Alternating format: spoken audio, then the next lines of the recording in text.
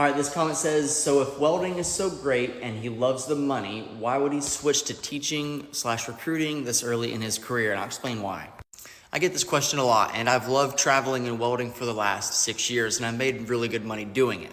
Also, I reached, close to the pinnacle of welding on the specialty side. So welding in heaters for companies, making double time money, just really enjoying the guys that I work with. And I'm still good friends with a lot of those double time welders and fitters and companies to this day.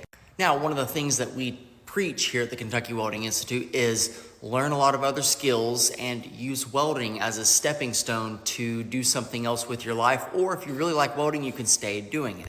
Now, I really like welding and I don't mind welding, but I wanted to do something else, and that was start a dirt bike brand. So I, travel the country welding, and I also took my dirt bike, so I started a brand, and that's what I want to focus more of my time on.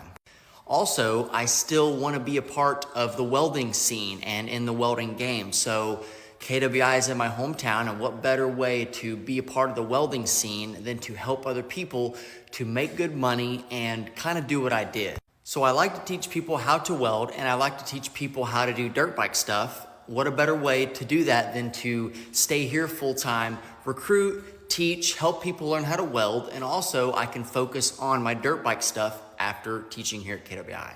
And don't get me wrong, it's a little bit of a pay cut because you can make, $4,000 to $6,000 a week traveling on the road, seeing the country, just that really free feeling.